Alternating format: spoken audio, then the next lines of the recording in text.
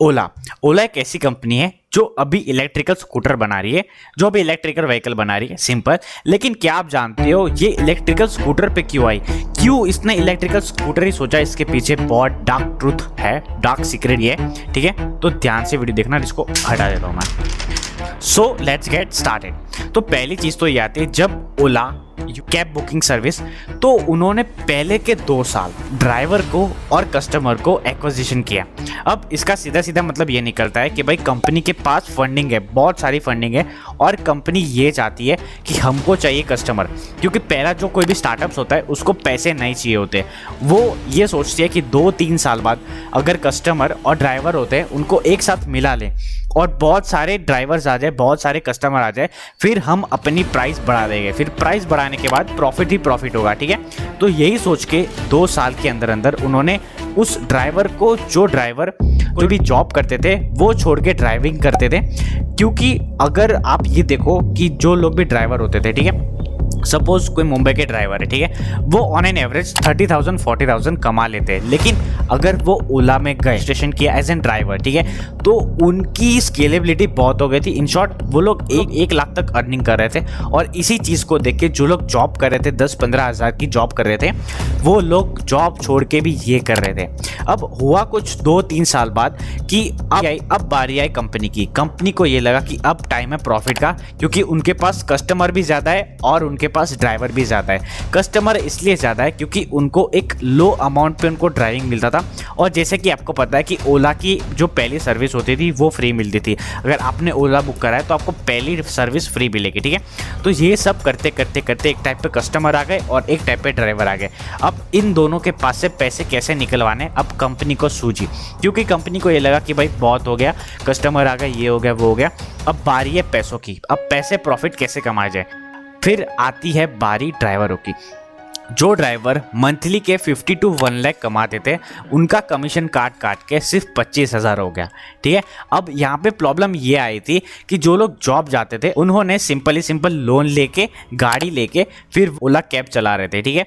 और वो लोग ये सोच रहे थे कि हाँ 5 साल का हम EMI लोन चुका देंगे अगर हम यहाँ पे 1 लाख कमा रहे तो।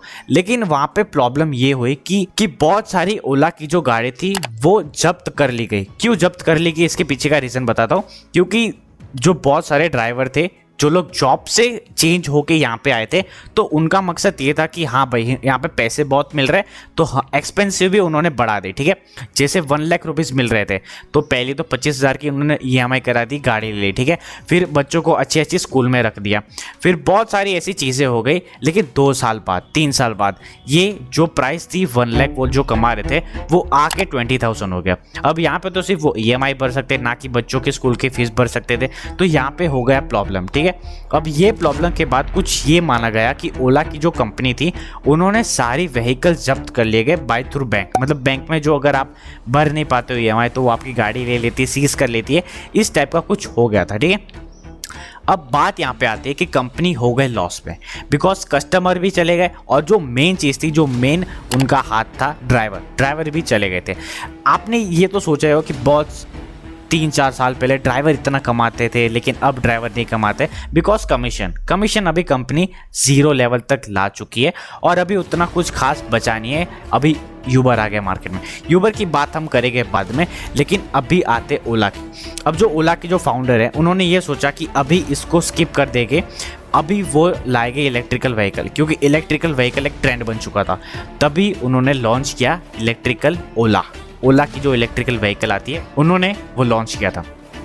अब इस लॉन्चिंग के बाद वो एडवर्टाइजमेंट पे, मार्केटिंग पे इतना खर्च कर रहे थे कि फ्यूचर अभी EV पे होने वाला है। और इससे पहले मेरे को लगता है कोई भी इलेक्ट्रिकल व्हीकल नहीं थी। वो छोटी मोटी जॉय की जो एक्टिवा, वो जॉय की जो स्कूटी आती थी इलेक्ट्रिकल व्हीकल, वो ही आती थी।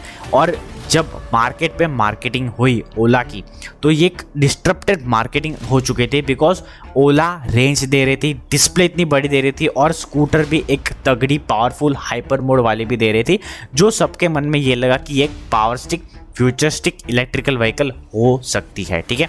बट यही सोचते सोचते इन लोगों को अभी उनका एक नया मकसद हो गया कि इलेक्ट्रिकल व्हीकल है उसको अभी ग्रोथ पे लाना है।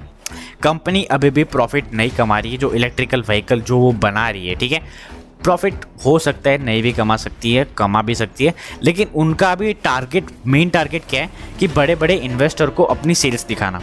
सेल्स दिखा इन द सेंस ऑफ कि यहाँ पे अभी 1 लाख इलेक्ट्रिकल स्कूटर बिक चुके ओला की, ठीक है, और ये मार्केट मेरे ख्याल से सबसे बड़ी सेल्स है इलेक्ट्रिकल व्हीकल, वो भी 2 व्हीलर में, ठीक है। तो 2 व्हीलर इलेक्ट्रिकल मार्केट को कैप्चर करना चाहते हैं, फिर वहाँ से वो पैसे निकालेंगे। पैसे कैसे निकालेंगे? पैसे वो सर्विस से निकालेंगे, पैसे वो चार्जेस से निकालेंगे, पैसे वो ऐसी चीज़ों से निकालेंगे जहाँ से आपने सोचा भी नहीं होगा, ठीक है। तो यही बिजनेसमैन होते हैं जो पहले कस्टमर एक्विजिशन करते, फिर यूज़र के थ्रू पैसे कमाते हैं। But the most important thing, क्या इलेक्ट्रिकल व्हीकल को टक्कर देने आ सकता है? आ सकता है और आ भी चुकी है। लेकिन इलेक्ट्रिकल व्हीकल के मामले में ओला एक ऐसी चीज़ बना दी है ना, जो अभी अगर कोई इन्वेस्टर के पास भी चला जाए तो इन्वेस्टर खुशी खुशी उनको पैसे दे सकता है, और ये एक बहुत अच्छी चीज़ है कंपनी के लिए, ठीक है। आई होप आपको थोड़ी नॉलेजेबल वीडियो लगी। लाइक करना, चैनल को सब्सक्राइब करना, क्योंकि ऐसी नॉलेजेबल वीडियो हम आपके लिए लाते रहते हैं। तो जय हिंद, जय भारत एंड स्टे ट्यून।